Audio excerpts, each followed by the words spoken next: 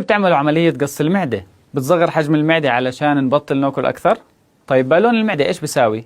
برضه بيحاول يصغر لك حجم المعدة، بس المشكلة أصلا مش في حجم المعدة.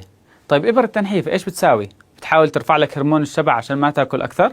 ليش تتبع هاي الطرق المزعجة اللي ممكن يكون لها آثار جانبية وأصلا ما بتكون مجدية بعد تركها، مدام في طريقة طبيعية تساعدك توصل لكل هاي الأمور بدون حرمان؟ كيف؟ ما سمعت إنه منتج البايوز لايف بطريقة طبيعية بيعبي نص المعدة ألياف وفيتامينات ومعادن، فهيك رح يكون عمل الأثر اللي حتاخده من عملية قص المعدة أو بالون المعدة، ولكن بطريقة أفضل لأنها فيتامينات ومعادن، ولأنه بينزل الدهون الثلاثية فبسمح لهرمون الشبع بالوصول للدماغ عشان يفهمك إنك مش لازم تاكل.